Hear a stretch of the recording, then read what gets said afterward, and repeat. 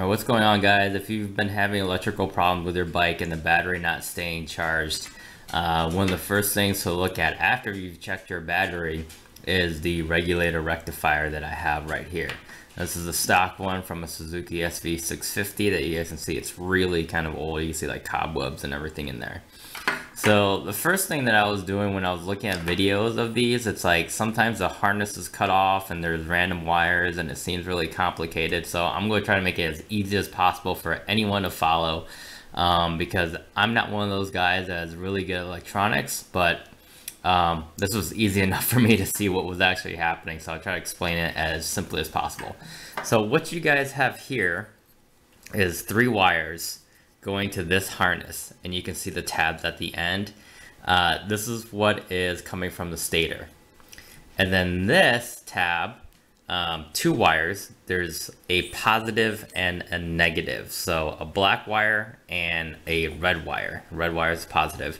And this is what's actually feeding into your battery and converting that energy from the stator through the rectifier to recharge everything that's going on there. Now this is partially what you got to pay attention to. I was really confused about all these different wires, but again, I'll try to make it easy as possible. So the first thing you need is a voltmeter, just like this guy right here, and then you got to set it to diode mode, which is like this weird little thing. I don't know, it looks like an arrow. That's what you have to set it to.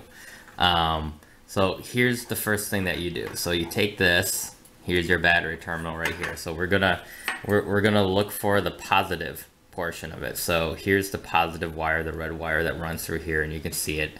And on the back side, it's hard for you to see, but it's right here. So it's coming through this right there. So what we're gonna do is we're just gonna take the positive end of the multimeter and push it against the metal connectors right there. And the next thing we're going to do is then we're going to take the negative lead right here from the multimeter and push it against these different terminal points. Now, what I'm looking for right here, mainly, just to get to the gist of it, you're just looking for different variations of voltage just coming through. So if these numbers, right, when I start touching these, if they all stay basically the same, then it's good. If they change for whatever reason, if like it varies from one point to another, it's bad.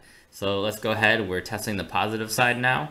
So I'll touch it, 0, 0, 0. All right, now we're gonna move to the negative terminal. So right here, here's the negative. You take that same switch, you push it in there. And now we're gonna go ahead and test for the negative. Okay, 0.49. 0.48, pretty close. This one's reading 0. All right, that's telling me that there's a problem right there. You might not get to that right away, just as I did. So there's another thing that you need to do is just to reverse the steps that you just did. So basically, I'm just going to swap these terminals out. So I got the negative right now, just to double check, because it can come on at any one of these phases. So we take the negative again, and we're looking for that red wire back here. We're putting it back into the positive. Hold it in there. We're taking the stator ends right here, and we're taking the positive side now. So we're just doing the reverse, touching it. 5, 5, 4.74. So that would make you think that it's okay, right? But when we reversed it, it was not okay. So that's why you got to go through the multiple steps.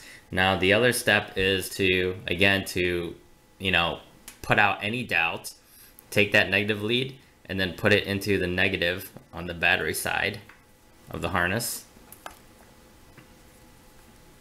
And then take your positive, test it again. 0, 0, 0. So right there, you guys see like the importance of why we have to kind of go in reverse and do it twice with both negative and positives.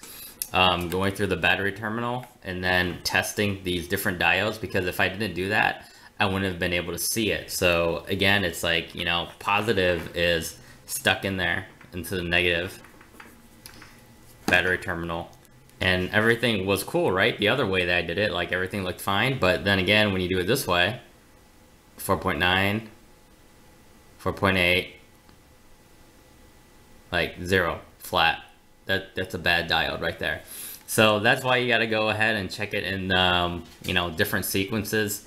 It's really, really easy. You're basically just putting one wire to each of the battery terminals, touching the stator portion of it, and then reversing it, and then doing it over. So hopefully that was helpful for you guys on diagnosing some of your electrical problems. If you guys got any questions or anything, go ahead and let me know.